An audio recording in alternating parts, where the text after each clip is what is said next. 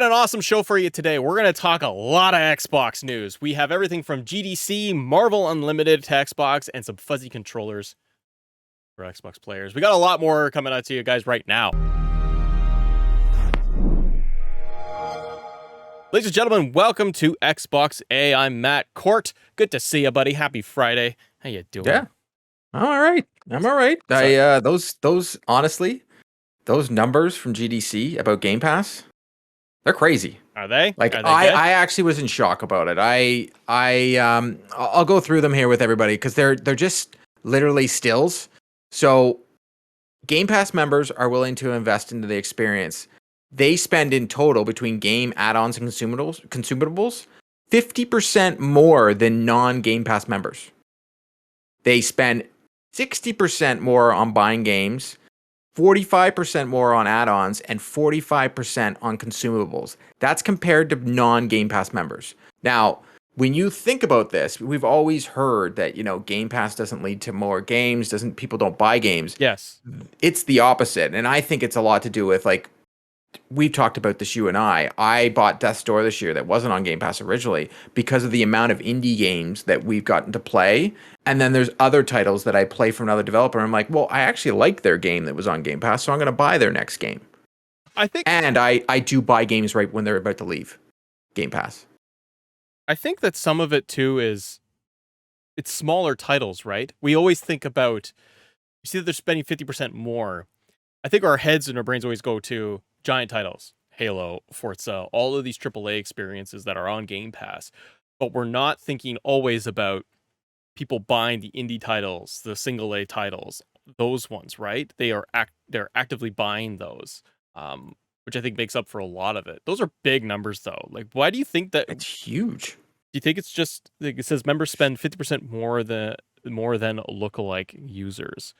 Why do you think that users are spending more here than they do even on, I don't know the PlayStation numbers, but why do you think that they spend so much? You could have you're getting so many games. So usually we buy games and we just buy what we're used to. So if you're the average gamer at our age, and I'm not even using the non-gamer. Let's talk about non-gamers. Yeah. They're just buying Call of Duty, Grand Theft Auto, and it's just the sport game they like, and that's it. That's just what they're buying. And maybe someone will grab them a AAA title for Christmas. Sure.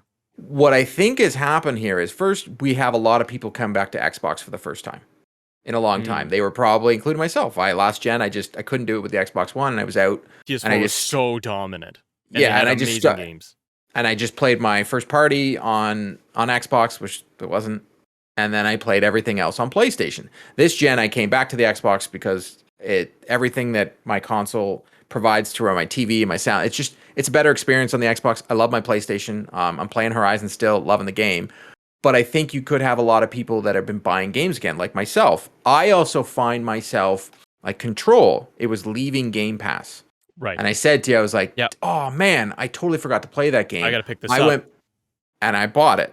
And so you're getting the discounted rate too if you're a Game Pass. That's the other thing. Members versus non-members though, but for members, where they can see a big uptick in a lot of their sales too, is exactly what you're saying. You have Game Pass, you're subscribed to it. Oh, this game is leaving and I played an hour. I didn't even get to play it. So, oh wait, they got 20%. Oh, it's only $15 or $20 because I'm a member. Oh yeah, I'll just grab it and put it in my library. Done.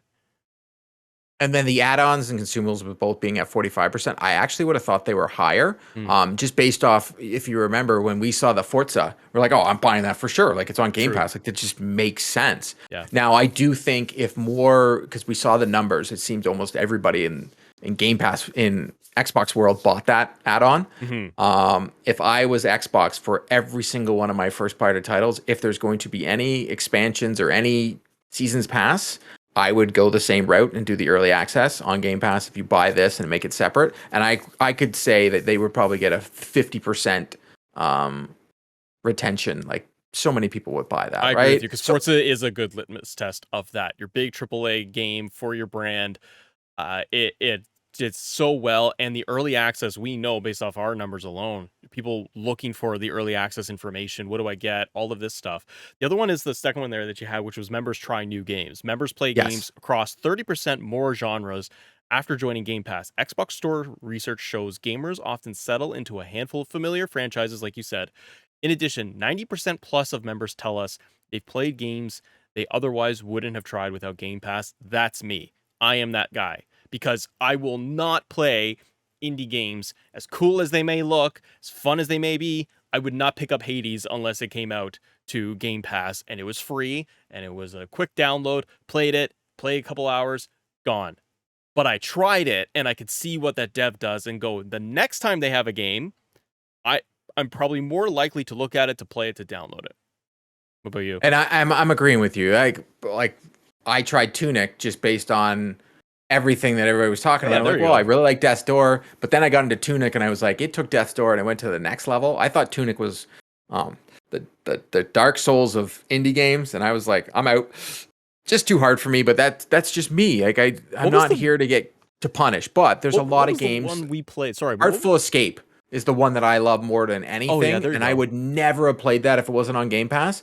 When that developer, and this sounds terrible that I can't remember right now, but when that developer puts out their next game and it says from the makers of Artful Escape, I'm all over it. Like that was one of my favorite games of last year. Like, do you remember? I played it took me just over 3 hours, and I couldn't stop talking about how great the game was. Beethoven and Dinosaur? Yeah, the developer is known for the Artful Escape. Yeah, so unbelievable game. And then you have the numbers even say it. Game Pass has contributed to the growth of independent developers and publishers. Growth is 300% year over year from 2016 to 2020. Independent developers have seen a triple-digit growth for their pay-to-play titles when comparing to prior launch of Game Pass. Like, wow. You could see where PlayStation 2 would also be looking at, not that they have these stats, but when these stats do become public and they're looking at analytics way deeper than any of us would be, they would be looking at these things to go, wow, this model is working, hence Spartacus. We need to be getting in there because there is a clear market and revenue strategy in there that is working for Xbox. And whatever Sony ends up doing on their side with Spartacus, the tiered systems, all of that, I think at the end of the day, when they're going to have these other developers come in, or they're absorbing them, requiring them like Xbox has, I think it's a good strategy for everybody because they can look at, say, we have a first-party shooter, Xbox, we got Activision, and we're going to be able to really double down, triple down on these types of numbers where they can say, let's look at a Call of Duty now under the umbrella of Xbox. These members versus non-members numbers are going to just skyrocket because the evidence is there, right? Members and non-members, you're going to convert. And I think the big thing for Phil and for Xbox is going to be, we need those non-members to become members. How do I do that? You do that. That market to me is the Madden player, is the Call of Duty, is what you said. They are the 3 games a year person. They're my brother who would be like, I might pick up an Xbox if I can get one, and I want to play a Batman game, and I want to play a little Call of Duty, and I'm going to play maybe the show now because it's on Game Pass. That's it. And they are like an hour once a week kind of thing. They would convert a non-member like that to a member by Call of Duty, like we're gonna see. Well, yeah, you're gonna get all those Call of Duty bros coming in, and they're gonna have their Xbox and Game Pass. They're like, well, my game's there, and then they're gonna try other games, and they're like, well, I actually like, because they were like, oh, you know what? I'll just try it. It's something to do. I'm just sitting here. I'll download it while I'm playing Call of Duty in the background, and then they play it, and they're like, oh my god, I actually like that game. And they're like, oh, boom, boom, boom, and it's just the trickle down effect. So I agree with you. I'm sure actually that PlayStation has seen these numbers beforehand and was like, yes. Well, we're going to bring in Spartacus because it's showing there's growth in this system, and it works. For sure. Let's keep going. Let's take a look now. Very quick little story here about Contraband, originally slated for 2022, and it's delayed to 2023, according to the rumors. This is coming from Gaming Bolt. And Ravi Sinha has the article here. Avalanche Studios' co-op Xbox Series X, S, and PC title may be coming later than expected, as per Rand Al Thor and Windows Central Jez Corden. They're just saying that basically that the initiative's there have been quite a number of rumors circulating upon Xbox Series XS projects, like the troubled development of the initiative Perfect Dark that we've covered on the show. Avalanche Studios' Contraband looks to be one of those titles that's going to be getting delayed, Court. So Microsoft's reportedly planning some kind of E3-style showcase that we talked about previously, and that's coming up in June.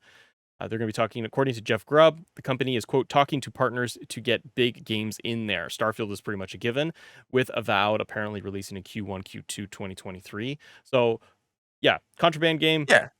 pushed out. Take your time. Like what we've said with everything, just take your time. And then the next news that we're going to talk about is the CD Projekt Red put out a tweet with a photo and confirmed something, as Sean Capri said, obviously. Everybody know you're going to be making another Witcher. They just put a links. They've confirmed that it's a Lynx. I didn't know why they had to confirm that either. If you can't tell it's a Lynx, I don't know what to tell people. In the snow, it just says The Witcher, a new saga begins. That's it. That's all they've said. But I know it's got me excited. But it's all, and it's going to be Unreal Engine 5. Yeah, that's gonna be tight. Exactly. When we start seeing games in Unreal Engine 5, we'll really know what we got here. And I'm excited about this, but there's not much more to say. It's just I love The Witcher 3. I wasn't a fan of Cyberpunk. I hope we don't get the same thing. I don't want that again. And I need The Witcher. The Witcher 3, I have played hours of it. It's not a world that I go into because I look at that and I go, I know they're not really the same, but I open world. I look at Assassin's Creed as similar vein. The Witcher games are hugely successful and they're awesome.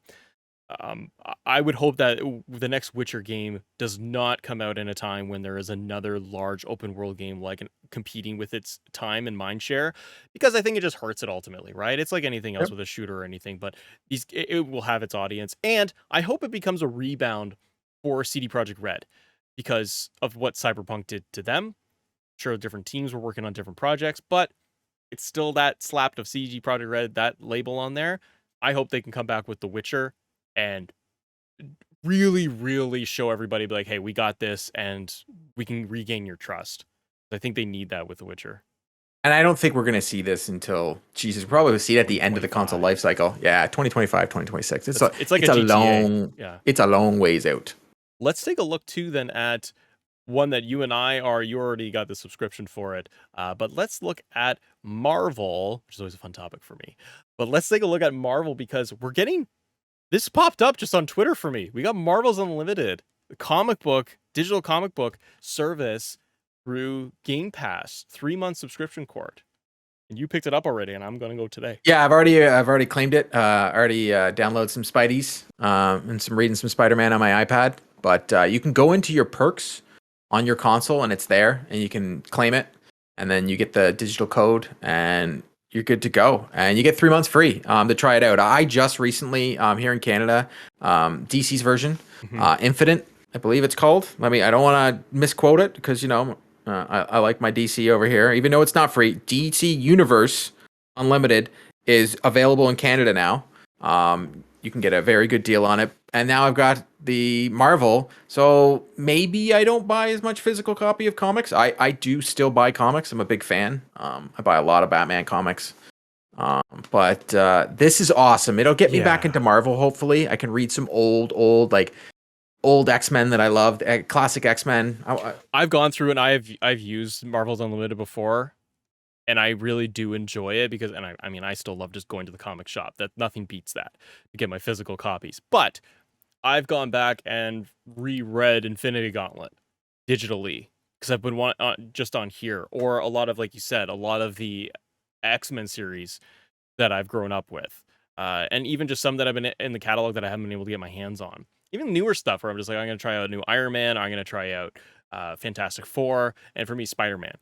Being able to go through a lot of the Spider-Man catalog of maybe some issues I don't have, but it's fun. What do you think? Like, the interesting piece with this court is, I know it's a partnership deal with Marvel and the subscription service with Disney. Definitely Disney. Disney. Well, what do you think and we've seen this with Microsoft with Game Pass and Disney Plus, where they have done membership rewards through perks. That's not new, so this is not new. It's another thing. What else do you think they do with this, like, down the road? Because this is great. Like, this is a really cool thing. I think it's just part of, like, their marketing deals with Disney. Because when we remember when the Xbox Series X first launched, you could get Disney Plus. Yes. Yeah. Free. And I think it was just for a month. And now they're giving us Marvel's Unlimited. Right now you can get Paramount Plus and you can watch the new Halo series. You can go right now and get Paramount Plus for free through Xbox. So right now, Xbox is giving you more. They're not doing that TV thing without saying it, but they're doing this thing where they're like, hey, you can play video games on here, but if you're a Game Pass member, there are other cool little perks. It's almost like that SEC card that we used to have when we were in high school, Yeah. and you used to get You get discounts your everywhere. 10% Well, everywhere. exactly. So now with Xbox, you're just getting all these deals. They're like, hey, you can go get a deal over here with Marvel's Unlimited. You can go get a deal with Disney Plus. I wouldn't be surprised if you're like, here's a deal with Spotify. Here's a deal there. They're going to be making these little side deals, and they call them perks, right? So they're just giving you more bang for your buck. It was a win-win for everybody on that front. I mean, the consumer wins because they're going to get 3 months of Marvel's Unlimited, and you love it, you keep it. Or what tried and true for subscriptions is you let it lapse, and you get that extra month, and they get your money out of you for that. It's when they can see. It's all so you downloaded it. It's through your perks, so you redeemed it that way. So if you get charged after the month number 4, are you just getting it added on through your Microsoft account then as Marvel No, I had Unlimited? to sign. I You had to signed up sign with up my through own. Marvel Yeah. Unlimited, and then Yeah. that's where it's okay. Because if they integrate those things as another line, I know they wouldn't. They would want to keep it all Yeah, but then separate. Microsoft would want their piece, right? Yeah, and they're not going to do that. Well, Let's be it's real still here. fun. I think it's great. It's a fun perk. This one specifically, uh, it speaks to so many people. And you know what? On the gaming side, they're advertising Marvel's Avengers, which is on Game Pass. It's to try and get some of that user base, people to click and play that game for a bit. And for the people that only watch the movies, spoiler alert: the comics are better. 100%. I'm just gonna say it like I was having a Batman conversation today with someone who hasn't read Hold on comics. there, I'm just brother. like, come on now. Let's keep going. Let's take a look though at Xbox unveiling a new publishing division focused on cloud gaming itself. So this is coming over from Chris Scullion at Video Game Chronicles. Xbox Game Studios Publishing has officially announced its new cloud gaming organization. According to Microsoft, the division, quote, works with studios to develop cloud native titles and bring them exclusively to the Xbox ecosystem. So Swift rose to prominence as the project lead and designer of Valve's Portal before working as a designer and artist on Left 4 Dead and its sequel, and was more recently game design director at Stadia. So they are doing this whole new piece. There's a whole video developer breakdown of all of it. They're looking at more of its like the cloud gaming push court. That's really the nuts and bolts of this here. They're pushing a new division for cloud, which makes sense. They've been beta testing it. It's out there for public use. It's fine. It works. And It's not optimized yet, but it Mhm. looks like they're really going to be pushing this thing for the next obviously 5 years beyond. Like they got a big Which plan. is fine. Maybe the studio is just a studio that can perfect things. Like, hey, you want to port your game to cloud? Go talk to these guys. Because Yeah. I want to hear more because now we know the last time Microsoft opened a new studio, it didn't work out so well. So I want to see what they're doing, what they're working on. Are they just going to be a helper studio? Are they going to be making their own IPs? We'll see what happens with it. It sounds awesome.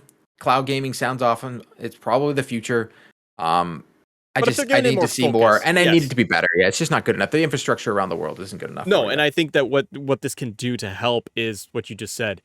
Having a division to speak to it directly. I wonder if right now, as speculation, if it's more of like talk.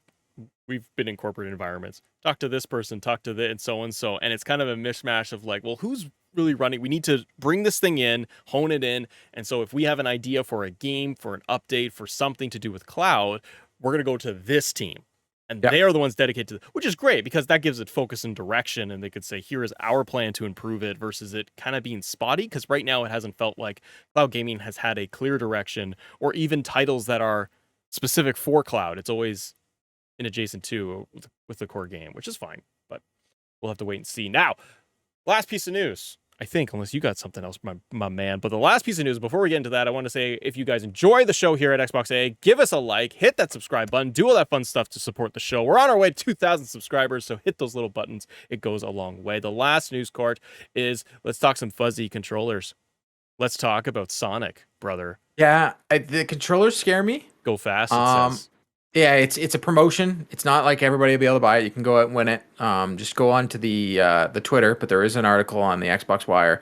The console is what looks awesome to me. Mm-hmm. Did you see this thing? Like the console, like that Xbox Series S looks awesome. And we've talked about this, that with them being so readily available, they could have a lot of fun marketing wise and limited edition consoles with this Series S. And I think they'll sell. Like if they went out and did limited edition consoles of launches, Yep. because the Halo one did very well on the X, but it's obvious that they're hard to come by. Do it on the S. I would Yeah, totally do that. Bring out more of these because I'm with you. The fuzzy controllers, that's a gag. That's going on Matt's shelf. Like, that's what that would do. And it would sit yeah, there. The console, though, do more of that. Just give it a nice spray or a decal or something. You'd sell a ton of those things. Give us a Marvel one. You got to deal with a movie with Sonic? Sure. But more of those on the S. Don't increase the price. Increase it by $20 or something. People will buy yeah. it. Do some worth stuff. Like I believe the my bad. The article gets into it's the custom controllers that look like they scare me. I don't know. They look like a shag rug on a controller. It is. So Oh, to it's catch very these great. controllers, you better be faster than Sonic and more powerful than Knuckles. This is the Xbox Wire. Yeah. Marcus Waltenberg, director of Xbox Global Partnerships. Xbox and Paramount Pictures have teamed up to celebrate the upcoming film Sonic the Hedgehog 2, which my daughter is extremely excited to watch. To release a limited time only, custom Xbox Series XS consoles and Xbox wireless controllers through two enter to win sweepstakes. Inspired by Sonic, voiced by Ben Schwartz, and Knuckles, voiced by Idris Elba. The customized black Xbox Series S console features a golden portal ring shining on the surface alongside an embossed Sonic the Hedgehog 2 logo. So yeah, you can go on there. You can find out how to enter the contest. Yeah, you're basically and there also will retweeting it, all be that. Sonic the Hedgehog Minecraft DLC available to download in the Minecraft Marketplace that goes along. But this console looks great. The little Sonic and Knuckles at the bottom, but the gold ring, I almost think like you didn't even need Sonic and Knuckles No, at the bottom, and just the it's gold ring on a and black console. Yeah, Oh, I know. That's oh, why I look at him like, oh, I've got the white right back here. I'm like, it's nice, but that black, man, something about having the black console with a little bit of an accent. It works well. Ladies and gentlemen, let us know in the comments below. What do you think about all the news we had from Xbox today? There's a lot, Court, and there's more to come. Next week, we're going to be talking about the Halo TV series. We're going to talk some Ubisoft and more. So there's a lot of good stuff coming up on the channel. Thanks for watching, and we'll see you all on the next episode.